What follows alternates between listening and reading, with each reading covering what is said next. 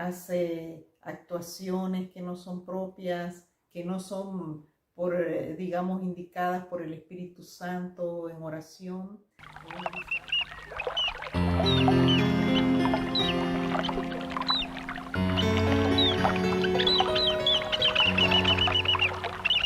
Buenas tardes, queridos amigos, queridos hermanos. Vamos a tener una nueva reunión con ustedes. Buenas tardes. No olviden suscribirse para que le puedan llegar más de nuestros videos y de estas importantes pláticas.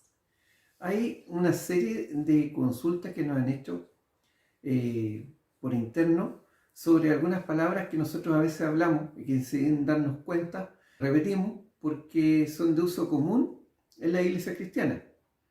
Pero lógicamente, como este es un espacio abierto al conocimiento, ¿no es cierto?, de la palabra de la Biblia, no todo el mundo las conoce.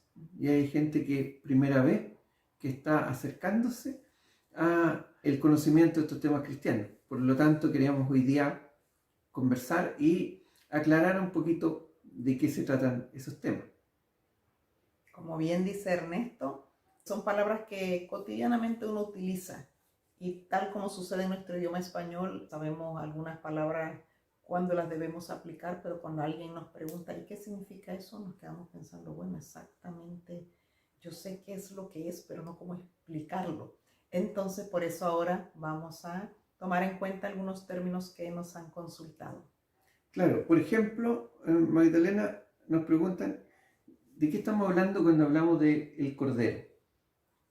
Generalmente en la Biblia se utiliza la palabra el Cordero para referirse a Jesús, porque en el Antiguo Testamento el Cordero se utilizaba como una forma de sacrificio para limpiar los pecados. Pero al venir Jesús se reemplaza ya la figura del animalito Cordero y Jesús toma esa figura como el Cordero que es sacrificado por nuestros pecados. Y cuando hablan de la sangre del Cordero, se refiere precisamente a la sangre que derramó Cristo para limpiarnos de todos nuestros pecados.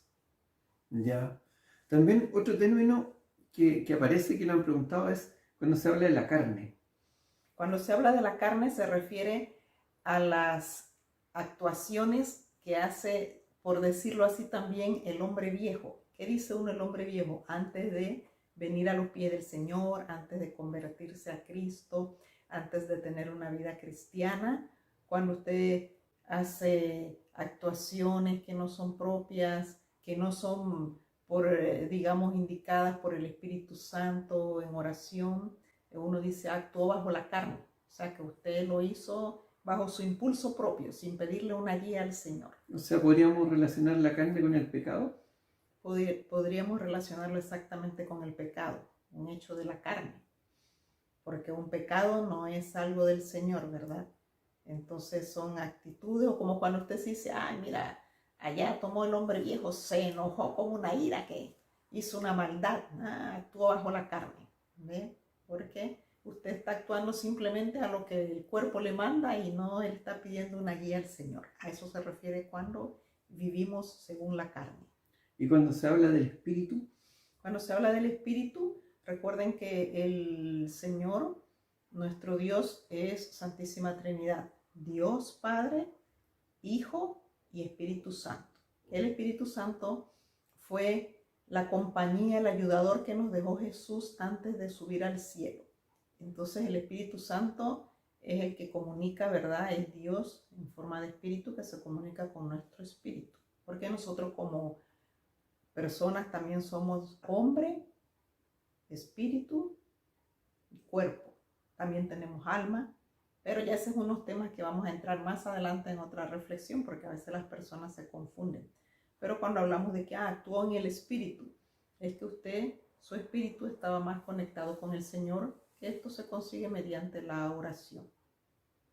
También otro término que nos han preguntado es sobre la gracia. ¿Qué es la gracia?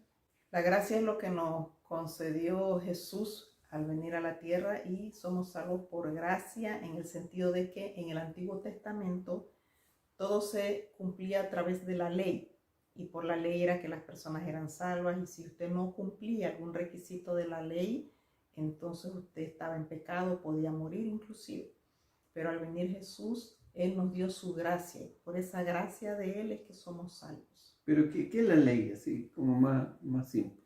La ley eran los estatutos que se tenían en el Antiguo Testamento para que usted llevara una vida de acuerdo a como Dios lo pedía. Así como los 10 mandamientos. Como los 10 mandamientos. Pero la ley incluía, recuerdo que eran como 300 o tantas reglas que usted tenía que seguir. Así que imagínese. O sea, los judíos tenían, aparte de los 10 mandamientos, tenían un montón de reglas más que se suponía que en la medida que se cumplían todas esas reglas, uno llegaba al cielo. Era así, ¿no es cierto? Era así. Y si no, usted estaba en pecado. Entonces, imagínese, era imposible cumplir más. Si ni los 10 mandamientos se siguen tan al pie de la letra, imagínese usted cumplir con 300 reglas. Y la gracia entonces viene a suplir todo eso, todos esos reglamentos. Y no es que están abolidos los 10 mandamientos, ¿verdad? Sino que la gracia lo que hace es que usted al venir a los pies de Cristo, arrepentirse de corazón, Él por gracia lo recibe, porque ya Él por eso murió en la cruz, derramó su sangre por nuestros pecados, y esa es la gracia con la que Él entonces nos recibe. Ya usted no tiene que estar cumpliendo 300 reglas para poder ser salvo, sino que tiene que, por su gracia somos recibidos por Jesús cuando usted va con arrepentimiento verdadero de corazón. Y la última pregunta que vamos a ver hoy día, ¿qué es la Trinidad? La Trinidad se refiere a nuestro Señor, ¿verdad? En 3 personas, que sería Dios Padre, Jesús Hijo y el Espíritu Santo. Y los 3 son una sola persona. ¿Y cómo eso que son 3 y que son 1? Es la forma de manifestarse a nosotros, porque ustedes saben que como Padre, el Señor toma esa posición, ¿verdad? Como Hijo, Él manda a su Hijo Jesús para que muera por nuestros pecados. Y Jesús, al volver con el Padre y ser los 3 uno solo, nos deja una parte de ellos, de Él, que es el Espíritu Santo. El Señor nos deja una parte de Él como Espíritu Santo para que nos acompañe hasta que Jesús vuelva por nosotros, sus hijos, a buscarnos. Pero entonces, un solo Dios. Es un solo Dios, pero se concibe en 3 personas. Una forma en que podría explicarse, por ejemplo, nosotros somos una persona. Yo soy Ernesto. Mi cuerpo es Ernesto. Pero cuando yo muevo mis manos, por ejemplo, no las estoy moviendo por el cuerpo, sino que es la mente la que está dando una orden. Y la mente mía también es Ernesto. Y por otro lado, tengo un soplo de vida que me dio Dios, que es mi espíritu. Y ese espíritu también es Ernesto. O sea, estoy hablando de 3 componentes que tengo como persona, que son distintos, ¿no es cierto? Pero que juntos componen la misma persona. No nos olvidemos que Dios nos hizo a su imagen y semejanza. Por lo tanto, podemos hacer ese símil, ya que somos imagen y semejanza de Él.